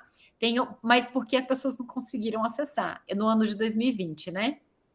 No consumidor.gov.br, a gente vê a inversão. Muito mais jovens do que idosos. Então, a gente vê que são os mesmos problemas contra as mesmas empresas sendo acessados por pessoas diferentes dependendo do canal, né? O custo, com certeza, é muito mais baixo no PROCON e no consumidor.gov.br do que na Justiça. A questão da rapidez. A CIP, que é a Carta de Informações, que é aquela resposta... eu não falei do procedimento do PROCON, mas no PROCON também existe um procedimento em que a empresa tem que dar uma resposta para o consumidor. São de 10 dias. Só que como o PROCON é um sistema descentralizado, depois dessa resposta pode ter mediação, pode ter um monte de coisa, e a gente não tem mapeado o tempo do processo administrativo inteiro, tá? Como eu falei para vocês, a empresa tem 10 dias para responder e tem 20 dias para terminar todo o procedimento. E a média é de 6,5, ou seja, as empresas resolvem o problema em 6 dias. 8 dias depois da pandemia, deu uma subidinha. Mas ainda assim não tem nem comparação com, por exemplo, o Poder Judiciário, que nos juizados especiais a média é de 2 anos e na Justiça Ordinária de 4 anos, né? E o que chama mais atenção ainda do perfil de acesso, no PROCON eu não encontrei essa informação, no Poder Judiciário essa pesquisa que foi conduzida pelo professor Paulo Eduardo, da USP de Ribeirão, fala que é também democrático, tem tanta pessoas de baixa como de alta escolaridade, e eles captaram essa informação naquela qualificação da petição inicial, então qual é o tipo de profissão que as pessoas têm para qualificar aí. E no consumidor.gov.br, mais de 65%, escutem, 65% tem no mínimo o curso superior incompleto. Superior incompleto, superior completo ou pós-graduação, 65%.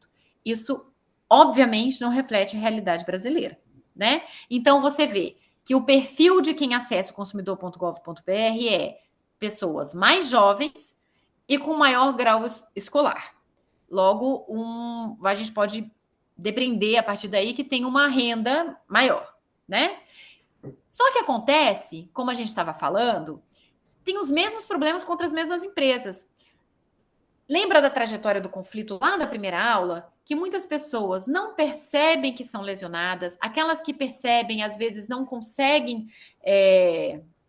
Já estou com as palavras em inglês. Responsabilizar. Hã? Responsabilizar e não conseguem imputar, né? Não consegue reclamar, imputar e nem reclamar. Então, aquele naming, blaming, claiming, ele não consegue terminar essa trajetória de conflito e menos ainda consegue transformar isso no litígio. A partir da abertura de um canal online de resolução de conflito, você consegue dar voz àqueles que nem sabem que foram lesionados. Ainda que seja um perfil diferenciado, são os mesmos problemas contra as mesmas empresas. E quem está coletando os dados do consumidor.gov.br? É a Secretaria de Proteção do Consumidor.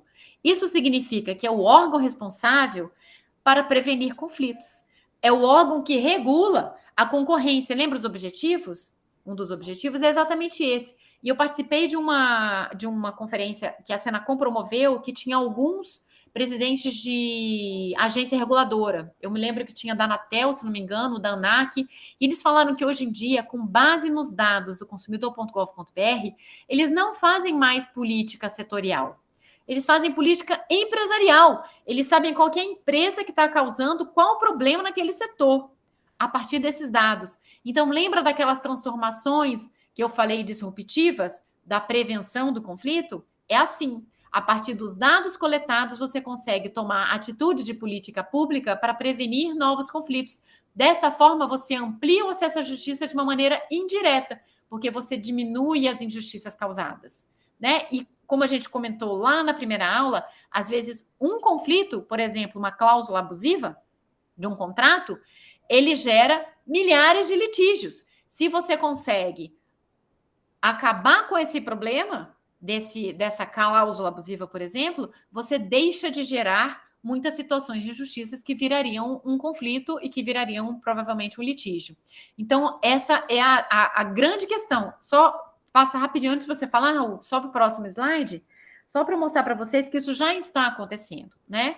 Não só dessa palestra, como a gente começa a ver notícias que, de fato, as decisões hoje em dia são sendo baseadas em dados.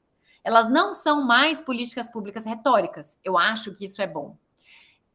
Tem como você apurar esses dados e você atuar de uma maneira muito mais assertiva na política pública quando você tem esses dados coletados e analisados.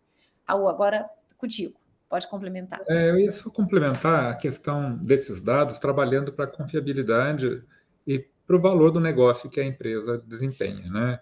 E como isso interfere com a concorrência também. Porque à medida em que uma empresa começa a despontar como mais confiável ou que resolve melhor os problemas que surgem durante o fornecimento dos seus produtos ou serviços, vai fazendo com que ela passe a ganhar uma preponderância de mercado, né?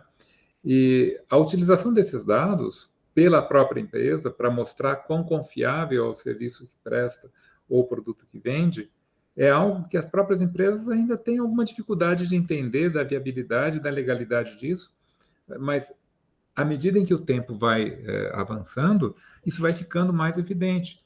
Então, vai ser muito comum, num dado momento, as próprias empresas trazerem para dentro do seu site, para dentro dos seus aplicativos, né, links para essas plataformas, como a Consumidor ou como outras que vão surgindo, organizadas pela própria iniciativa privada e, posteriormente, com o próprio Poder Judiciário, não se sabe ainda, não se tem, mas provavelmente as teremos, né? Como forma de valorizar a sua postura ética de negócio, né? E lá no começo do curso, né, quando eu falava da ética na utilização da inteligência artificial e dos dados, talvez fosse um discurso apenas, né? Mas, na verdade, aqui o que a Fernanda está mostrando é que, com os dados, a gente consegue perceber o que de bom está acontecendo. e como as pessoas podem evitar problemas e podem ganhar dinheiro com isso, né? Que o Márcio está colocando.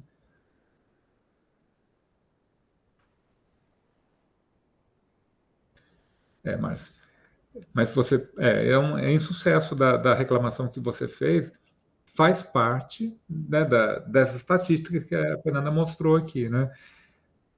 A empresa, muitas vezes, não presta devida atenção a algumas reclamações, ou não dá conta de resolvê-las todas, porque agora imaginem o volume de pessoas, ou o volume o tamanho da estrutura que essas empresas de tecnologia que têm que administrar vários canais.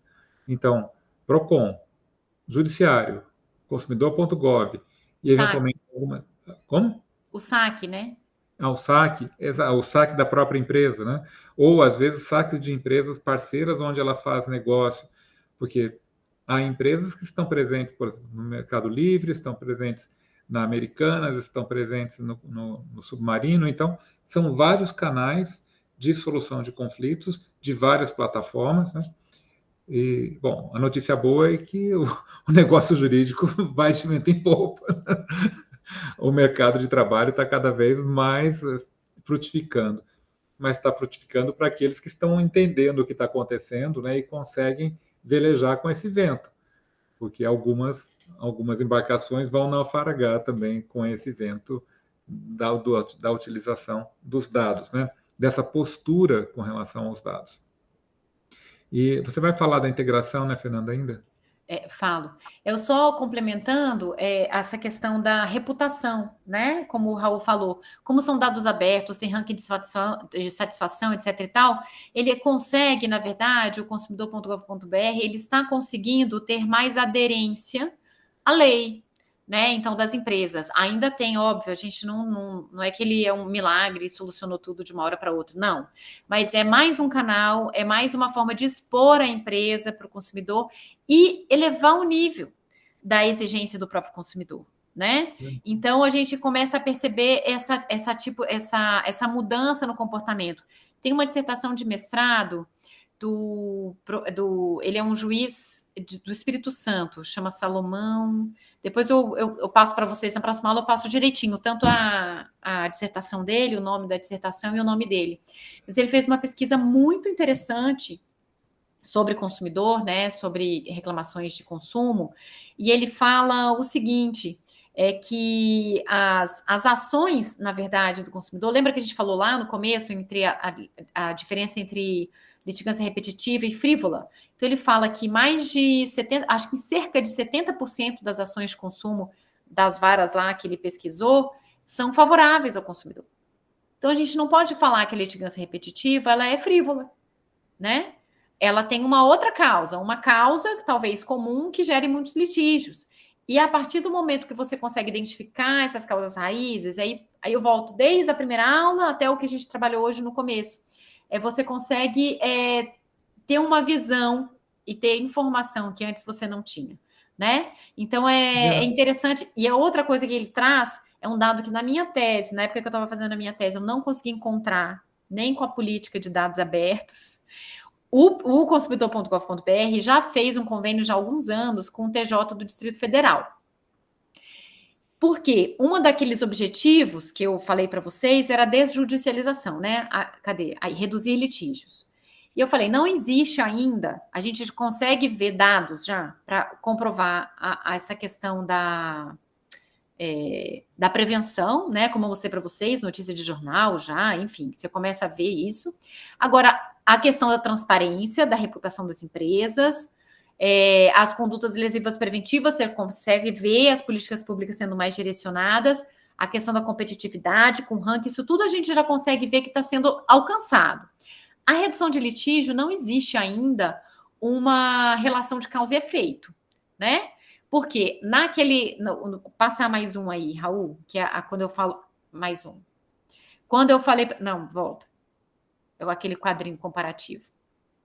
Quando eu falei para vocês que tem 1 milhão de ações que já estão, reclamações que já estão sendo direcionadas, mas a gente não sabe se as pessoas simplesmente estavam se resignando. Isso não significa que ia virar uma ação judicial, não é verdade? Esse convênio, o que eles fizeram? Eles fizeram de uma mão só. Se alguém entra na justiça, ele vai ser direcionado para a plataforma. A opção, tá? Porque tem uma grande questão, e como a gente pode perceber, a plataforma, como eu falei, tem um perfil muito diferenciado. A tecnologia, ela pode ampliar o acesso à justiça da maneira que eu falei antes de vocês, mas ela também pode ser um filtro de acesso se mal utilizada, né? Veja o perfil do consumidor que acessa a plataforma. Ele é elitizado e ele é jovem, né? Se você coloca apenas o meio eletrônico, talvez aqueles mais idosos e aqueles com menos escolaridade não consigam simplesmente acessar. Então, essa relação de causalidade, a questão do acesso, ela ainda precisa ser melhor investigada. E na dissertação do Salomão, ele conseguiu o dado que eu não consegui. E parece que não tem dado muito certo, na verdade. A Mas desjudicialização... foi abandonado esse piloto com o tribunal. Foi abandonado esse piloto da Porque integração. não tinha dado muito... O percentual é baixíssimo das pessoas que clicam lá e resolvem no consumidor.gov.br. E aí tem uma questão que a gente também tratou na primeira aula, qual é o objetivo que a pessoa busca quando ela vai para a justiça. Tem uma pesquisa muito interessante, antes da plataforma existir, que foi feita com consumidores da classe C, que fala assim, para onde você resolve, né? Quando você tem um problema, você vai resolver, você se resigna, o que você faz, né? E é interessante, tem uma fala lá, é uma pesquisa qualitativa, ela não é quantitativa, tá? Mas ela fala o seguinte, que vai para a justiça quando o valor é muito alto para aquela pessoa que está sendo envolvida ali. Então, para alguém, por exemplo, o valor de um celular é uma coisa muito grande, para outra só um carro. Então, assim, quando a pessoa entende aquele bem para ela tem um valor muito alto dentro daquela circunstância, né? Então, ela vai até o fim. Então, vou até a justiça. Ou quando a pessoa é tão maltratada pelo fornecedor que ela quer vingança. Ela falou, agora eu quero dano moral. Entendeu? Então, tipo assim, o dano moral, dificilmente ele é abarcado na autocomposição. As empresas, em regra, não abrangem o dano moral. E se a gente for lá no painel do CNJ e clicar lá, se a gente for lá no Justiça em Números e ver um dos maiores assuntos de reclamação consumerista, é dano moral. Talvez porque ainda não exista um outro mecanismo de compensação de dano moral eficiente fora da justiça. Então, para a gente entender que existem multifatores... Oi? Com relação a isso, né, na minha experiência com a mediação, isso aparece. E aparece porque lá na mesa de mediação a gente não está julgando as partes, né? A gente não está avaliando o interesse real das partes. E muitas vezes o interesse de vingança aparece na mediação. E o interesse lá não é resolvido com dinheiro, muitas vezes, porque monetizar e transformar a indenização por dano moral, muito embora seja algo bom para a pessoa que recebe um dinheirinho, na verdade as indenizações são baixas no Brasil. E muitos casos de dano moral na mediação são resolvidos de outras formas, com publicação de notícia, com caridade, com modificação de política, de uma outra forma, não necessariamente receber o dinheiro, né? Que está na área do interesse real. É bem interessante esse aspecto da vingança, da reparação da moral da pessoa, né? Às vezes o que a pessoa quer é só um pedido de desculpa, né? É só um pedido de desculpas, né?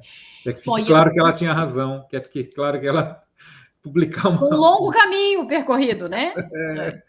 Então, e aí o último slide é só para a gente refletir que, na verdade, o sistema de justiça ele é melhor quando tem vários canais, quando ela é multiportas, né? Então, esse aqui eu coloquei mais ou menos a questão do custo para cada um, a rapidez na solução, o volume, etc. e tal, e a gente vê que todos juntos formam um sistema muito mais justo, muito mais acessível. Então, transforma a questão da solução dos conflitos no alcance, né, da ordem jurídica justa, que a gente falou desde a primeira aula.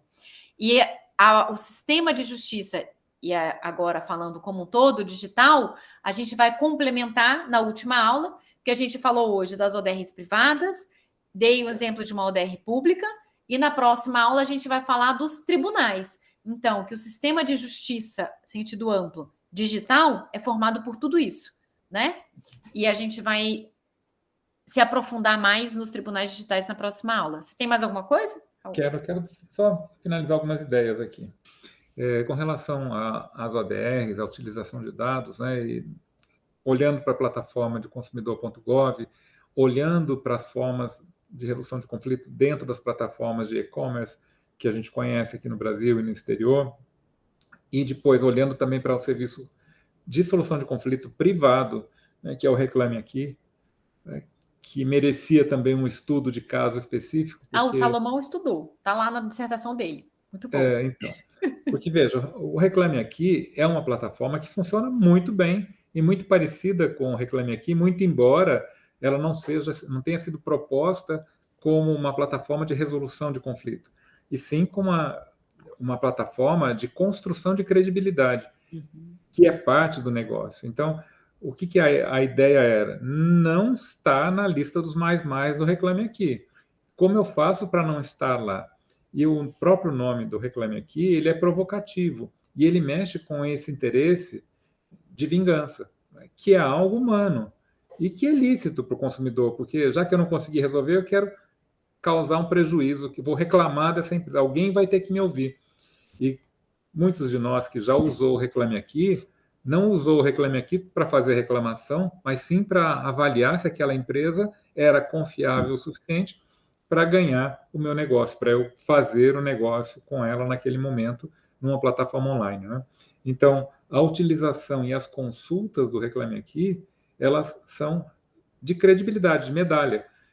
Quem é um bom fornecedor? Quem é a boa empresa? Então, a boa empresa é aquela que não aparece no Reclame Aqui, ou aquela que aparece e resolve o problema, é aquela que aparece e não dá a menor atenção às suas reclamações, né? É uma coisa bastante interessante. Isso está mexendo com a cultura de solução de conflito. Mas aqui a gente tem uma interface do direito, que o consumo tem problemas e eles são jurídicos no Brasil, repercutem na esfera jurídica das pessoas, mas a gente está falando em economia, a gente está falando em quanto vale o seu negócio, como é que o consumidor vê o seu negócio, como é que a sociedade avalia a sua forma de resolver problemas, né? Então, se a empresa tiver um pouco de insight, né, o valor de resolver, de dar satisfação para o consumidor nessas plataformas vai crescendo e vai crescendo junto com o negócio das empresas. E, de novo, a gente está falando de dados. De novo, a gente está falando de como os dados são coletados e são processados e são transformados em dinheiro, né, por quem sabe o que fazer com eles, né? E com relação à última porta, né, do sistema multiportas, que é a da jurisdição e que tem toda essa relação com o congestionamento dos tribunais, a qual a gente vai voltar na próxima aula, e já falamos na primeira, o congestionamento atual do sistema judiciário é um grande problema.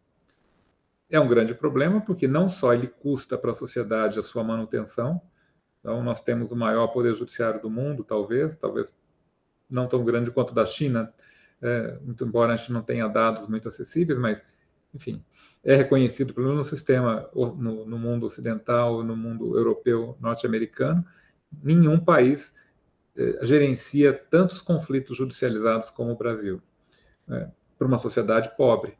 Será que nós podemos gastar tanto dinheiro com judicialização, né? O nosso acesso à justiça garantido, essa última porta que tem que estar sempre aberta, né? Até onde a gente quer que isso atenda, até onde isso tem que ser necessário estar por ali. Qual é a adequação, então, né? A adequação. Sim, Edson, será na sexta-feira, dia 16. Então, só para finalizar aqui, é que talvez a própria legislação vá ter de criar alguns filtros para que esses conflitos, que podem ser bem tratados, bem resolvidos em outros lugares, não dentro do Poder Judiciário, né? Será que precisariam ser levados para lá? A gente precisa ter esse caminho lá dentro ainda, né? E aqui a gente tratou da tecnologia nas relações de consumo, mas quando a gente olha para o problema da judicialização e do congestionamento no sistema brasileiro, a gente tem o Estado sendo os maiores litigantes, né? E a importância que a tecnologia tem para esses conflitos, seja a execução fiscal, seja a matéria previdenciária, né, que são, em grande parte, correm lá na Justiça Federal, próximo da onde eu e Fernanda trabalhamos, né? O que se pode fazer judicialização desses conflitos, que são bastante diferentes em alguns aspectos das de consumo, onde a tecnologia já tem feito um bom trabalho.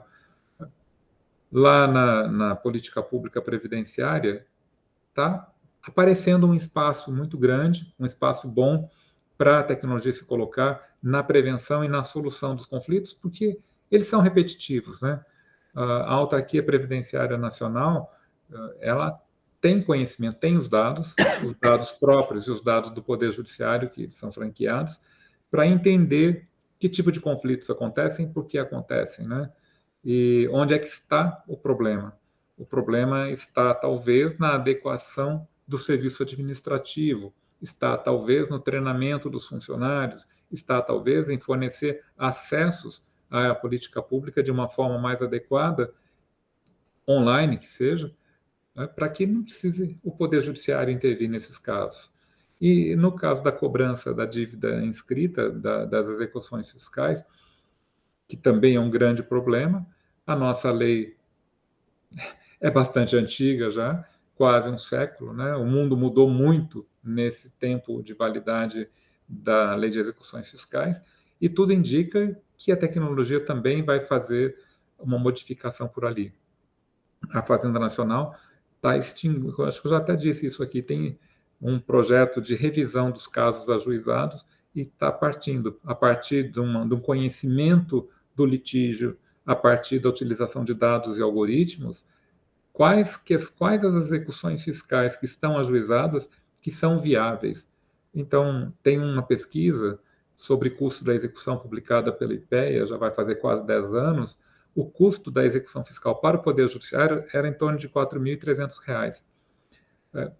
Ou seja, o quanto o Poder Judiciário gasta. E nesse custo não está incluído o custo das procuradorias e das autarquias ou dos órgãos públicos que têm que gerenciar essas execuções fiscais lá no Poder Judiciário. Então, vejam, quantas execuções estão lá de valores baixos, né, porque existe uma obrigatoriedade legal da cobrança da dívida ativa a partir de determinado valor, então são levados para dentro do Poder Judiciário e concorrem com outras questões, né, e nesse momento concorrem por recursos públicos também, que interferem com o acesso à justiça de outras pessoas, inclusive na justiça criminal. Então, as coisas estão entrelaçadas, né? A gente está falando bastante de consumo porque a experiência é exitosa, mas o que a gente precisa olhar é como a tecnologia vai interagir e vai interferir na litigiosidade de outras áreas do comportamento humano. Então, se a gente olhasse, né, se a gente aplicasse, se os órgãos públicos tiverem recursos e expertise para aplicar a tecnologia nos seus negócios, certamente teremos um bom avanço aqui no congestionamento do Poder Judiciário nos próximos anos. É um caminho que se aproxima, o Poder Judiciário, através do CNJ, tem estimulado a utilização de dados para aqueles que já estão no sistema, então, para os tribunais tratarem os problemas que já são trazidos, estão aqui, mas há também uma necessidade de que os órgãos públicos utilizem a tecnologia nos seus negócios, como a iniciativa privada está fazendo, né, e entenda o valor disso na prevenção e na desjudicialização desses conflitos, né? Então, é um ambiente, é um momento em que a sociedade está aprendendo como utilizar dados. E muitas são as oportunidades profissionais que estão aflorando, né? Então, para o pessoal da computação, para o pessoal da tecnologia, mas também para o profissional do direito. Então, aquela dúvida, o advogado vai sumir, né, o juiz vai sumir, vai ser tudo automatizado? Não creio, porque há muitas questões jurídicas ainda para serem resolvidas e equacionadas. Então, há necessidade, há uma forte demanda de coisas novas, de profissionais com mentalidades diversas, com conhecimentos hibridados com outras ciências, inclusive a computação. Esses vão fazer a diferença no breve futuro. Quem achar que vai poder passar o resto da vida fazendo contestação em iniciais, talvez a esse vai ter uma grande dificuldade de se adequar a esse novo mundo que está chegando, porque talvez a gente não tenha tantas iniciais e tantas contestações para serem feitas, né? Acho que era isso que eu queria concluir, Fê. Alguém que tem alguma pergunta, alguma intervenção que queira fazer?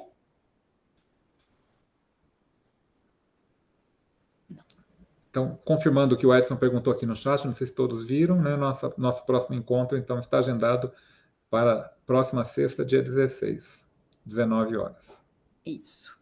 Infelizmente, não vai ter mais jogo do Brasil, mas ficou agendada para sexta-feira. Bom, pessoal, obrigada. Até sexta-feira. Então, até sexta, gente. Prazer estar com vocês aqui. Tchau, tchau. Tchau.